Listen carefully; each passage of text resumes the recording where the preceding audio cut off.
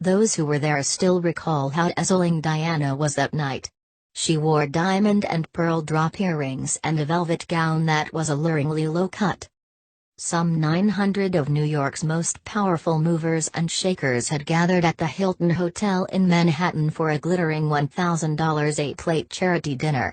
It was December 1995, and fate had placed Donald Trump on the princess's table, although his second wife Marla was also present. Diana had greeted him and other major donors earlier at the reception. She'd already met the tycoon several times, mostly at charity functions, but didn't know him well, although he'd offered her complimentary membership of his Florida country club, Mar-a-Lago, an offer she declined. She was certainly well aware of his reputation with women, though he had never made a pass at her. For his part, Trump had noted Diana's qualities in some detail. As he wrote in his book, The Art of the Comeback, published in November 1997, 3 months after her death, I couldn't help but notice how she moved people. She lit up the room. Her charm. Her presence. She was a genuine princess, a dream lady. Totally unaware of how he felt, you can imagine Diana's surprise soon after she and Charles were divorced in July 1996, 6 months after that Manhattan dinner, to receive a huge basket of flowers from Trump. They were for her 35th birthday.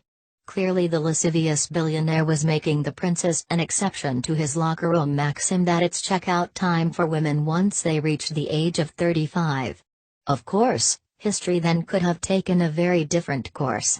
If they had hit it off, she might now be about to move into the White House as America's First Lady, never having dated Dodi Fayed with such tragic consequences. This week, however, it emerged how, 2 months after Diana was killed in that car crash in Paris, Trump talked about her with rather less respect than he showed in the book. Rather, she was a potential sexual target. At the time, he was a guest on an American radio show presented by shock jock DJ Howard Stern, and he boasted, on air, that he could and would have slept with Diana. "You could have nailed her," suggested the DJ crudely, to which Trump replied, "I think I could have. She had the height, she had the beauty, she had the skin." As she told the Sunday Times, he bombarded Diana at Kensington with massive bouquets, each worth hundreds of pounds. Trump clearly saw Diana as the ultimate trophy wife. As the roses and orchids piled up at her apartment, she became increasingly concerned about what she should do. It had begun to feel as if Trump was stalking her. But Diana did not view Trump in the same way she viewed the softer Teddy Forstmann. Over dinner, she apparently told Zelina Scott, Trump, gives me the creeps. And then his flowers stopped. Having had no encouragement, Trump, ever the businessman, cut his losses. It simply became apparent that he was wasting his time. If only he had known what was really going on in Diana's life, he would have realized that the last thing on earth she needed at that time was another dubious suitor.